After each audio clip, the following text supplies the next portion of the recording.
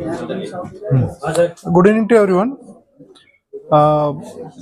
Phase 1 का election सब जहां पर 43 असेंबली कॉन्स्टिट्यूंसी में पीसफुली कंप्लीट हो गया।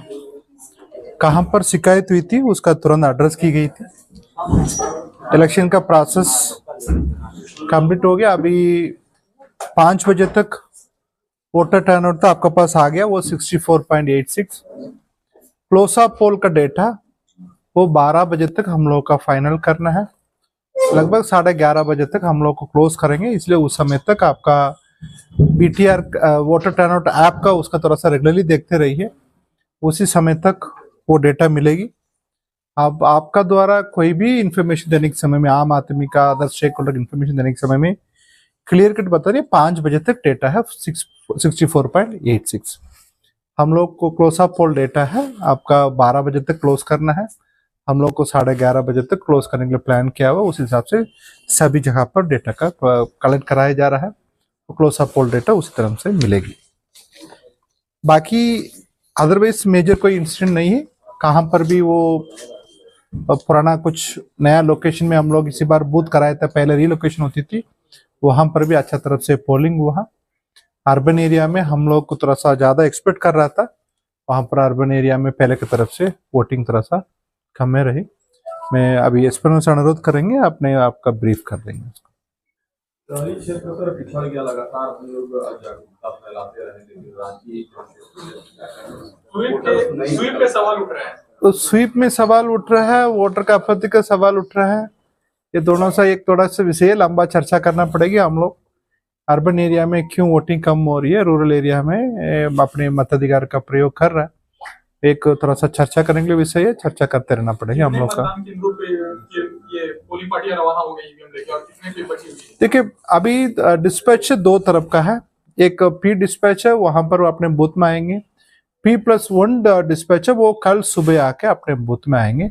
अपने सब जहां पर वो पोलिंग कंप्लीट हो चुका है उसको क्लोज करके अपने रिसेप्शन सेंटर के लिए अपने मूवमेंट कर दिया। कोई फाइनल डेटा भी आप कौन सा डेटा का? 64.86 वो डेटा है आपका शाम को रात को 12 बजे तक क्लियर करना हम लोग का। उसी समय तक क्लोज ऑफ पोल डेटा देना है, वो हम लोग देंगे। आपका वोटर टर्नआउट ऐप है, उसी में देखते रहना, उसी में आपका डेटा अपडेट होना शुरू होगी। 7 बजे से हम लोग अपडेट करते रहेंगे। वो डेटा वो बेसिकली वो डेटा हम दे देंगे, वो लेस देन 1% है। मैं पहले भी आपसे बताया था उसी को। आपका ईवीएम रिप्लेसमेंट है, आपका सीयू है, आपका 0.3 है, पीयू उसी के आसपास में है, वीवीपैट 1.4 ऐसा कुछ परसेंटेज है। इसलिए वो रिप्लेसमेंट बहुत ही कम हुई थी। वो भी डेटा में आपके पास शेयर कर देंगे, ग्रुप में शेयर कर देंगे। सर आपने कहा सर पीसफुली हुआ है, लेकिन कहीं 1-2 इंसिडेंट्स ऐसे, इसका ये मतलब आप कंफर्म कर दीजिएगा। सम इंसिडेंट इन जमशेदपुर और रांची में भी कहीं हुआ है कुछ? नहीं, ये वायलेंस उसी तरफ से नहीं बोला जाता है। एक आजाद नगर के बारे में आप बात कर रहा लग रहा है, उसी के जमशेदपुर वेस्ट का। आप बूथ से 200 मीटर का दूर में 2 आदमी के बीच में लड़ाई हो गया, उसी के लिए आपका पीसफुल इलेक्शन नहीं है करके आप नहीं बोल सकते। वो एक अलग इश्यूज है, वो आपका बीच में वो इलेक्शन का रिलेटेड भी होगी, उसी का एफआईआर दर्ज करके किया जा रहा है, इसलिए उसका पोल वायलेंस करके नहीं माना जाएगी। उसी का दोनों जगह पे एफआईआर किया गया, उसमें कार्रवाई की जा रही है। अभी आपके एसपी नो सर उसका पूरा डिटेल बताएंगे। अभी आज उन लोग को 2 बार विजिट किया था, उनका भी शिकायत आई थी, उसका भी हम लोग वेरिफिकेशन करके वो प्रोसेस के अनुसार उसका डिस्पोजल करते जा। सर अभी प्रेस कॉन्फ्रेंस में बीजेपी ने आरोप लगाया कि कुछ पुलिस अधिकारी और प्रशासन के लोग सत्ता पक्ष के लिए काम कर रहे थे, उन्हें बकायदा हुसैनाबाद का एक एग्जाम्पल भी था। वो 3 बूथ के बारे में बताया गया था, उसका भी हम लोग अभी उसका वहां प्रोसेस भेज देंगे वहां पर।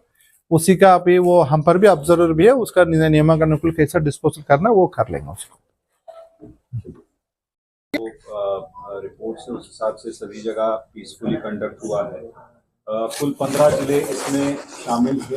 15 जिलों में ये 43 कॉन्स्टिट्यूएंसीज में ये शामिल थे। और इसमें नक्सल कॉन्टेक्स्ट में अगर देखेंगे, झारखंड के लिए जो एक सबसे बड़ा चैलेंज रहता है, तो सर मिल गया सर, मैक्सिमम जो नक्सल प्रेस कॉन्फ्रेंस एरियाज था वो मिल गया। मैं प्रेस कॉन्फ्रेंस में शामिल रहा।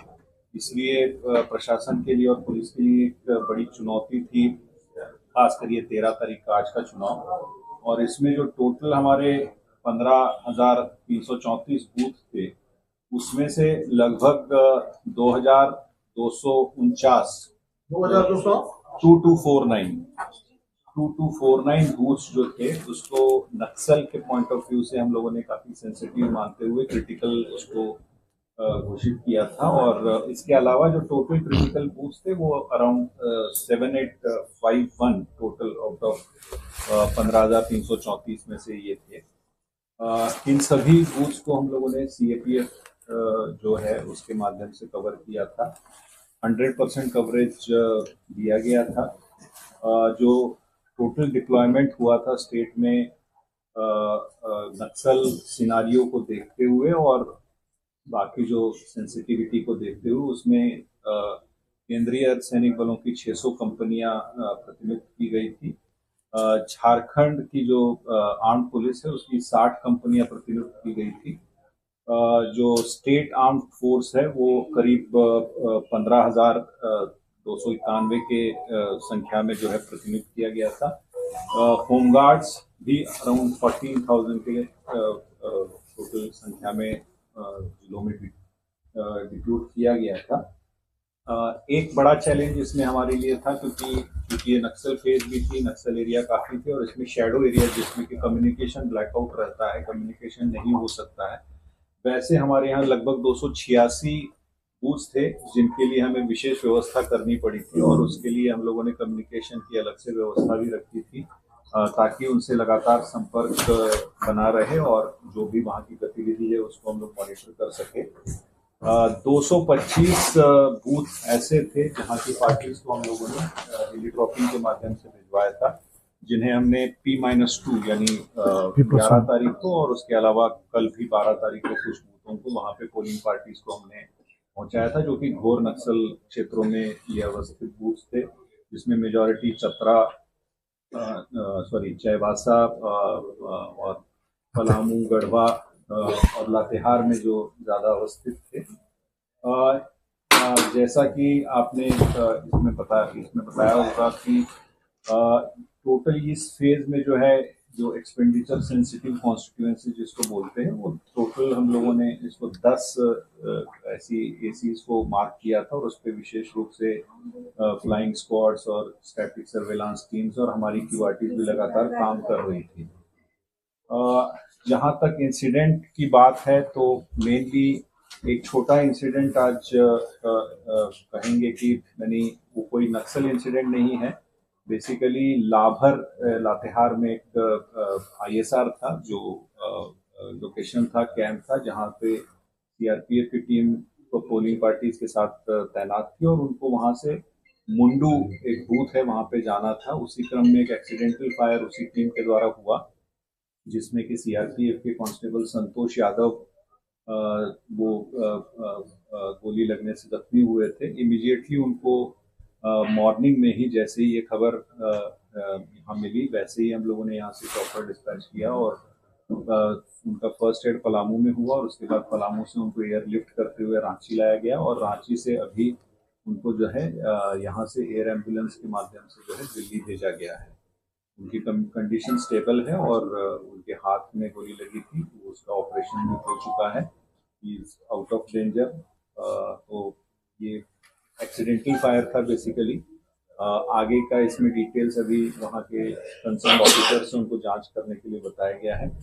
जहाँ तक केसेस से संबंधित है तो अभी तक कुल 6 केसेस दर्ज हुए हैं, जिसमें कि रांची में 3 केस दर्ज हुए हैं। इसमें से एक कांके एसी में हुआ है, एक रांची में, एक हटिया में और तीन केस जो है वो जमशेदपुर जिला में दर्ज हुए हैं, जिसमें कि जमशेदपुर पूर्वी में 2 केस और जमशेदपुर पश्चिमी में एक केस हुआ है, जिसके बारे में आप अभी जिक्र कर रहे थे। ये जो है मानगो थाने में केस दर्ज हुआ है। कोई मेजर वायलेंस का इंसिडेंट या कोई नक्सल इंसिडेंट नहीं हुआ है। चाईबासा जो कि वर्स्ट अफेक्टेड नक्सल डिस्ट्रिक्ट्स में की श्रेणी में आता है, उसके लिए हमारे लिए एक बहुत बड़ा चैलेंज था वहाँ पे चुनाव को शांतिपूर्ण तरीके से कराना और नक्सलियों के द्वारा भी कुछ एक जगहों पे ये प्रयास किया गया, जैसे कि उनके द्वारा जो है छोटा नगड़ा थाना अंतर्गत जो है कुछ बूथों में जो जाने के रास्ते थे उनको पेड़ गिराकर और उसमें आईडीज लगाकर अवरुद्ध किया गया था, बट फोर्सेस के द्वारा जो है टाइमली उसका एक्शन लेते हुए उसको हटाया गया, एसओपी का पालन करते हुए आईडीज को निष्क्रिय किया और पोलिंग को फिर उसके पश्चात जो है बहुत सामान्य तरीके से वहाँ संपन्न हुई है। अन्य किसी भी क्षेत्र से कोई नक्सल गतिविधि की ये सूचना या घटना की सूचना नहीं है या अन्य किसी प्रकार की हिंसा की भी सूचना नहीं है। जैसा कि सीओ साहब ने बताया कि दो प्रकार से फोर्सेस पार्टी जो है पोलिंग पार्टीज लौटेंगी। जो जनरली जो नक्सल क्षेत्र में है वो उनका जो डी इंडक्शन है या उनका जो कल स्ट्रांग रूम में पहुंचने का प्लान है उसके लिए अलग से व्यवस्था की गई है, उसके लिए अलग से स्पेशल फोर्सेस और जो एरिया डोमिनेशन की कार्रवाई पुलिस के द्वारा की जा रही है और सीएपीएफ के साथ कोऑर्डिनेट करके और बाकी जो पार्टीज है वो आज ही स्ट्रांग रूम में लौटेंगी, तो उसकी भी लगातार मॉनिटरिंग की जा रही है और हर एक घंटे पे उस पर हम लोग अपडेट